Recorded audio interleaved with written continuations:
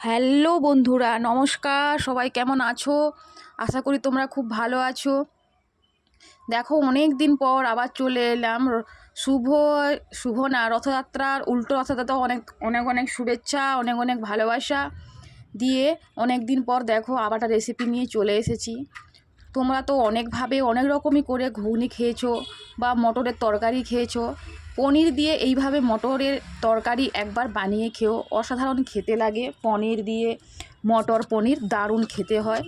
সম্পূর্ণ রেসিপিটা তোমরা খুব ভালোভাবে দেখো, তাহলে বুঝতে পারবে আমি কিভাবে রান্না করেছি। দেখো, ছোলা মটর কিন্তু আমি আগে থেকে ভিজিয়ে রেখে দিয়েছিলাম, মোটামুটি রাত থেকে ভিজিয়ে দিয়েছিলাম। মটরটা এইভাবেই সেদ্ধ করে নেবে। তোমরা যদি আলু যদি না দিতে চাও, তাহলে আলু দেওয়ার দরকার নেই, শুধু মটর সেদ্ধ করে নেবে। মটরের মধ্যে আমি এখানে দিয়েছি একটু সরষার তেল, আর দিলাম দুটো তেজপাতা, দিয়ে মটরটাকে ভালো করে নুন হলুদ দিয়ে সেদ্ধ করে নেবে। আর দেখো, এদিকে আমি আর একটা স্পেশাল একসাথেই রান্না করছি, আটার লুচি। আটার লুচি কিন্তু সত্যি অসাধারণ খেতে লাগে। যারা যারা খাওনি, বাড়িতে বানাওনি, তারা আবার বানিয়ে খাবে, খেয়ে কমেন্টে জানাবে কেমন হয়েছে। খুব সুন্দর খেতে লাগে আর খুব নরমও হয়, একদিন রেখে খেলেও কোনো অসুবিধা হবে না। আর দেখো, এদিকে চিনি একটু আমি গুলিয়ে রেখে দিয়েছিলাম মিষ্টির জন্য। গুলিয়ে রেখে দিলে ভালো হয়, কারণ আটা মাখানোর পরে চিনিটা গলতে থাকে, তখন দানা থেকে যায়, এর জন্য জল করে রেখে দিলে ভালো। নুন, একটু সাদা তেল আর ওই চিনি দিয়ে ভালো করে আটাটাকে মেখে নিতে হবে। খুব নরম করে মাখতে হবে, শক্ত করে মেখে নিলে লুচি কিন্তু শক্ত হবে। একদম নরম করে মেখে নেবে, খুব ভালো করে মাখবে। মেখে কিছুক্ষণ আধ ঘন্টার জন্য এটা ঢাকা দিয়ে রেখে দিতে হবে।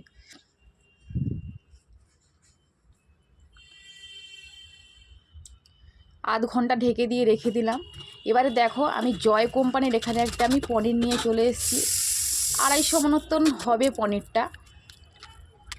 এটা বাজার থেকে আমি কিনেছি, মল থেকে কিনে এনে রেখে দিয়েছিলাম ফ্রিজে। এখান থেকে আমি একটু পনির কেটে নেব, হাফের থেকে একটু কম নেব। দিয়ে এটাকে আমি সরু সরু করে একদম মিডিয়াম, একদম ছোট না একদম বড় না, মিডিয়াম করে আমি এটাকে কেটে নেব।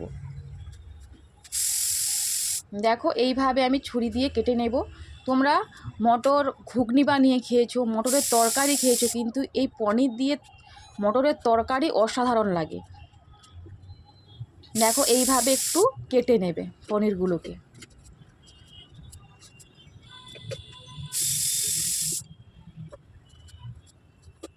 সবাই এই রেসিপিটা উল্টো রথে বানিয়ে খেও। পেঁয়াজ রসুন যারা যারা খেতে চাও, আজকে যারা যারা নিরামিষ খাচ্ছ পেঁয়াজ রসুন বাদে, তারা পেঁয়াজ রসুন ছাড়াই করো। আর যারা পেঁয়াজ রসুন খেতে চাইছো আজকের দিনে, অবশ্যই মেলাতে গেলে খাওয়া হয়ে যায়, নিরামিষ খাওয়া হয় না। এই রেসিপিটা পেঁয়াজ রসুন ছাড়াও হয়, পেঁয়াজ রসুন আবার দিয়েও হয়। দেখো, আমি এখানে নুন একটু হলুদ দিয়ে এটাকে একটু মাখিয়ে রেখে দেবো কিছুক্ষণের জন্য। দেখো, মাখানো হয়ে গেছে। এবারে আমি একটা কড়াইতে একটু তেল দেবো, তেল দিয়ে এখানে আমি পনিরটাকে ভেজে নেব।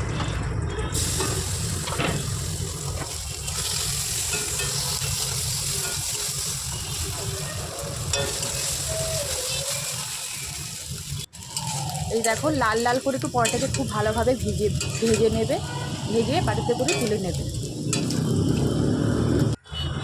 দেখো, এদিকে আমি মশলা নিয়েছি, আদা রসুন বাটা, একটু ধনে পাতা ছিল ফ্রিজে অনেক দিন থেকে, একটু ধনে পাতা কুচি, আর কাঁচা লঙ্কাটা এভাবে আমি কুচিয়ে নিয়েছি, টমেটোও কুচিয়েছি, আর দেখো পেঁয়াজও কুচিয়ে নিয়েছি। এবারে সব কিছু মশলাও রেডি। এবারে আমি রান্নার দিকে চলে এসেছি। প্রথমে আমি মটর পনিরটা করব, তারপরে আমি লুচিটা করব। একটু তেল, একটু প্রথমে চিনি দিয়েছি যাতে একটু কালারটা হয়, কালারটা হলে দেখতে সুন্দর লাগে। তারপরে দিয়েছি গোটা জিরে, তেজপাতা দেবো না, কারণ যেহেতু মটর সেদ্ধতে তেজপাতা দেওয়া আছে, তার জন্য দেবো না। এবারে পেঁয়াজটা দিয়ে ভালো করে কষিয়ে নেব যতক্ষণ না লাল লাল হয়ে যাচ্ছে। লাল লাল হয়ে গেছে পেঁয়াজটা। এবারে আমি আর মধ্যে দেব আদা রসুন ঘষা। আদা রসুনটা ভালো করে কষিয়ে কষিয়ে রান্না করতে হবে, একটু সময় ধরে রান্না করলে খেতে খুব টেস্টি হয়। এবারে যাতে মশলাটা তাড়াতাড়ি গলে যায়, সেদ্ধ হয়ে যায়, তার জন্য এখানে একটু সামান্য পরিমাণ লবণ দিয়ে দিয়েছি। লবণ দেওয়ার পর এখানে দিলাম দেখো টমেটো আর কাঁচা লঙ্কা। টমেটো কাঁচা লঙ্কাটাও সেমভাবে কষিয়ে নিতে হবে।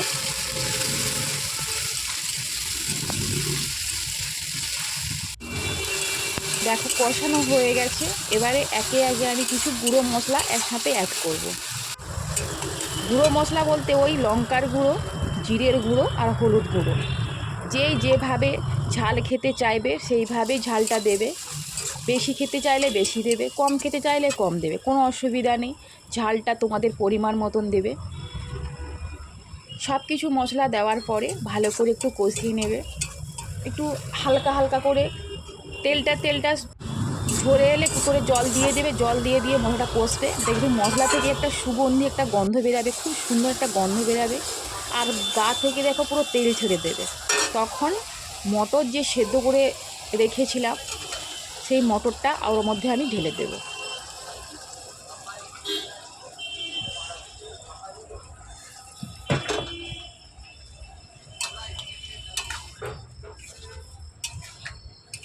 এবারে রুটি দিয়ে খাওয়া হলেও রুটি দিয়েও খাওয়া হবে।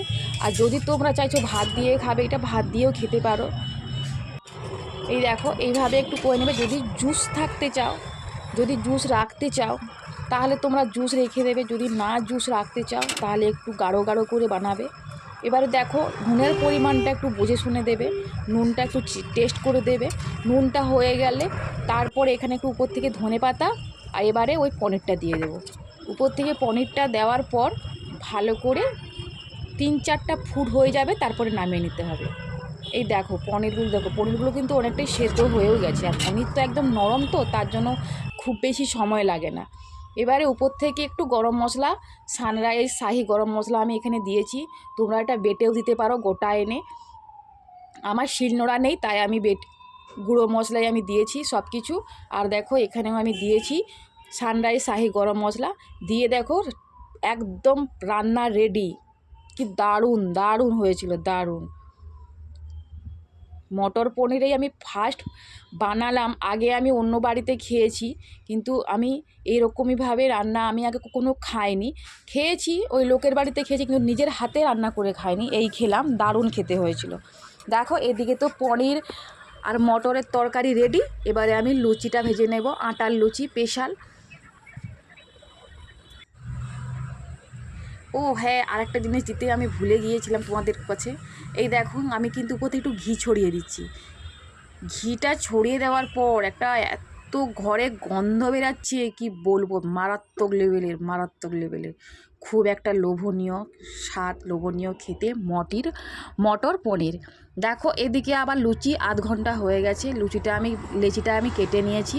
দিয়ে এইভাবে হাত দিয়ে গোল গোল করে লুচিগুলো কেটে নেব। আটার লুচি যারা কখনো কোনো দিন খাওনি তারা আটার লুচি বানিয়ে খেয়েও অসাধারণ খেতে লাগে। আটার লুচি ময়দার থেকেও আটার লুচি খেতে ভালো লাগে। দেখো এদিকে হয়ে গেছে। এবারে আমি লুচিটা বেলে নেব। সব লুচি কিন্তু ফুলকো ফুলকো হয়ে ফুলবে, একটাও লুচি কিন্তু কোনো চুপসে যাবে না। এইভাবে যদি বানাও দেখো লুচিগুলো ফুলবে এরকমভাবে।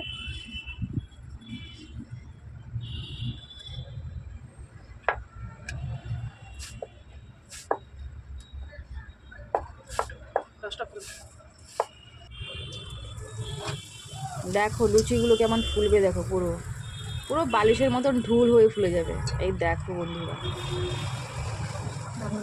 এইভাবে সব লুচিগুলো একে একে সব ভেজে তুলে নেব।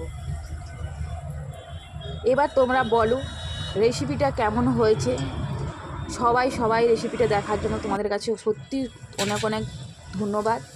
আর রেসিপিটা ভালো লাগে অবশ্যই আমার চ্যানেলটা লাইক করবে, কমেন্ট করবে, শেয়ার করবে। আর যারা অবশ্যই নতুনরা দেখে তারা অবশ্যই চ্যানেলটাকে সাবস্ক্রাইবার করে পাশে থাকবে। পাশে থাকা বেল আইকনটা প্রেস করে দেবে, যাতে আরও সুন্দর সুন্দর রেসিপি তোমাদের সামনে আনতে পারি। আর সবাই পাশে থাকবে। দেখো এক ধামা আমার লুচি হয়ে গেছে। সব লুচিগুলো ফুলছে, সব গোল গোল হয়ে দেখো সব। আর লুচিগুলো ফুললে না কত সুন্দর দেখতে লাগে।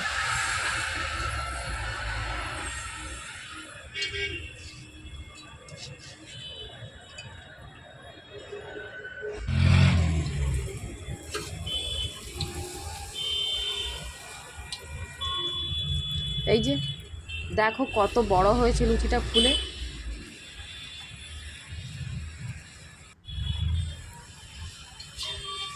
চলো মোটামুটি লুচি ভাজা কমপ্লিট হয়ে গেছে।